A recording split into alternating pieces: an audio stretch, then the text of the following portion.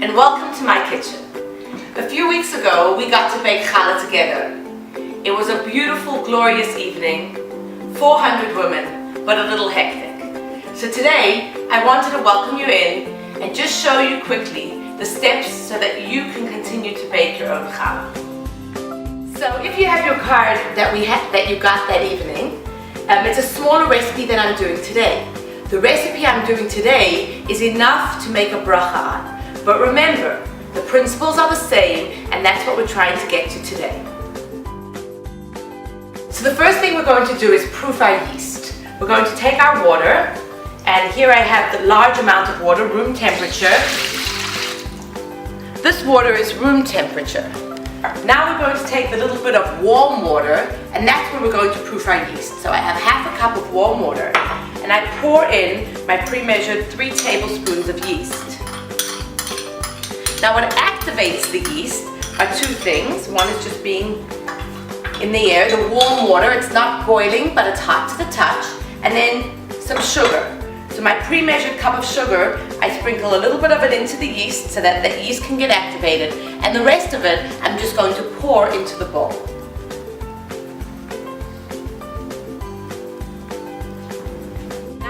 Now that we have our water and our yeast and a little bit of sugar, we're going to mix this a little bit and then put it on the side to proof. One thing that you don't want to do is put your salt directly in contact with your yeast, but otherwise your yeast should be good to go. So here's our half a cup of water, our yeast, and a little sugar, and we'll leave it there and see what happens. While our yeast is proofing, we can add the rest of the ingredients into our bowl. We have our oil,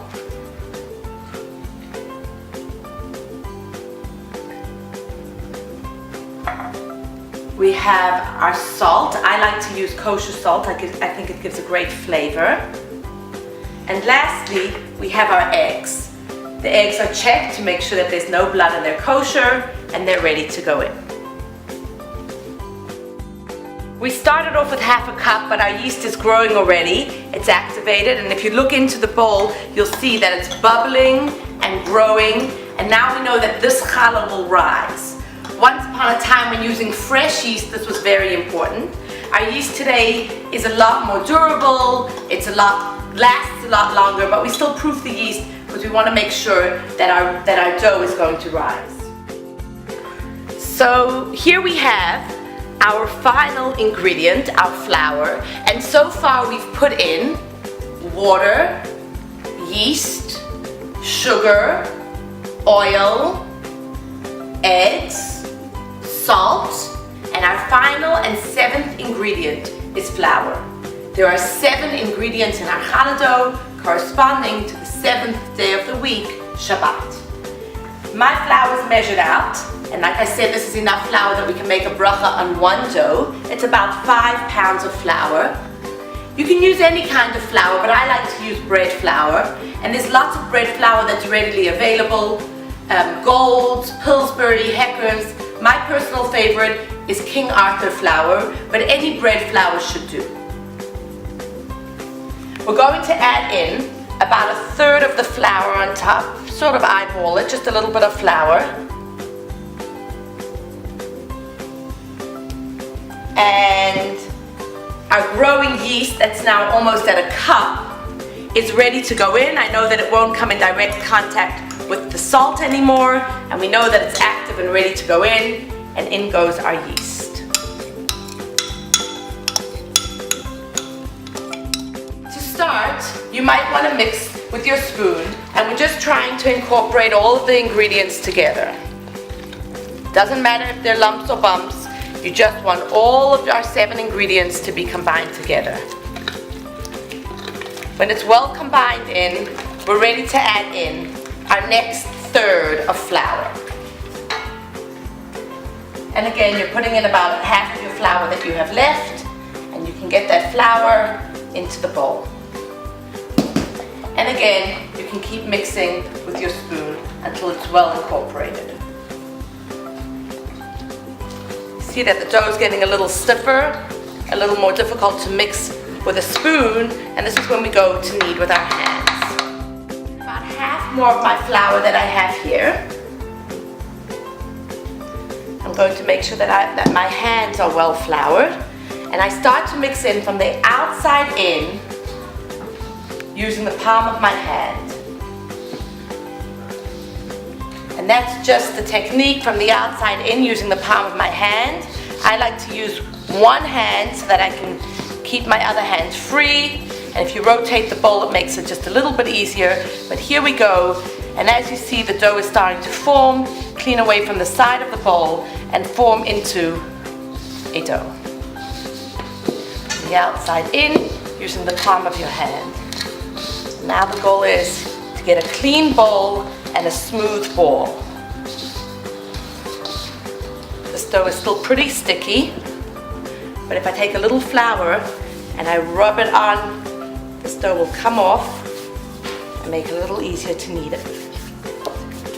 I'm going to add in just a little more flour, and now I add the flour slowly. I don't want it to be too much. And here I go kneading from the outside in using the palm of my hand, just feeling about how much flour we need to give it a nice, smooth finish. You want to make sure that all of the flour is well incorporated and your dough is soft and smooth, and it's the palm of your hand that you're using. That's the strongest part of your hand to get it nice and smooth.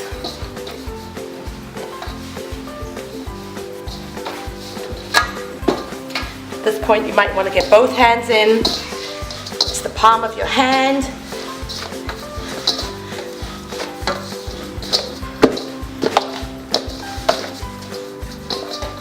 We're almost done. Our dough is just about ready and smooth. And there we have a beautiful dough. It's ready.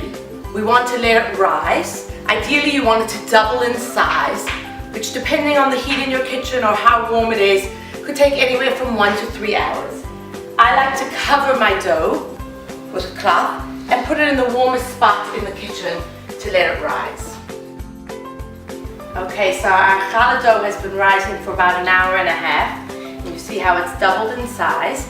And now we have the opportunity to make the bracha and shape our challah. So we're going to just punch it down. I'm going to make the bracha. Of course, at that moment of making the bracha, it's an opportunity for personal prayer and to pray for all the things that we want and need.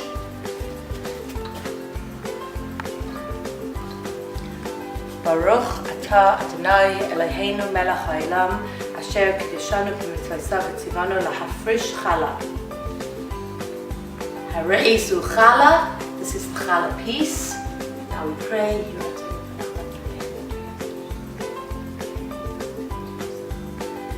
On the side to be burned, and now we can shape our challah. Lots of shapes that you could do, and I'll just show you one quick basic braid.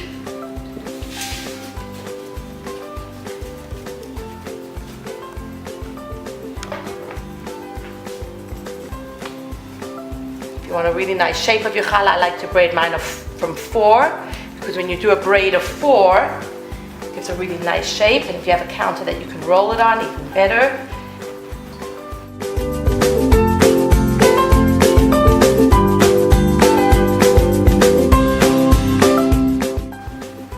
And here we go.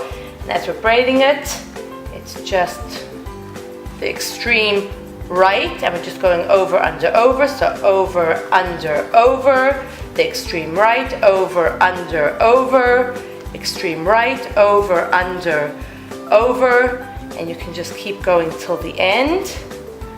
Now, one thing that I've learned, if you want, you can just tuck the ends over. You can tuck the ends under, or if you'd like, you can cut off the end, tuck it under, and take your extra piece and put it underneath, and it gives you a really nice elevated shape. But there's your challah, braided and ready to go into the oven. An onion challah, you just have freshly chopped onions, and add a little oil, a little bit of salt, and then you can just put it underneath your challah. Place your challah on top. Then we're just going to egg our challah. This is just a plain whole egg. beaten, and I like to egg it right after I've shaped it.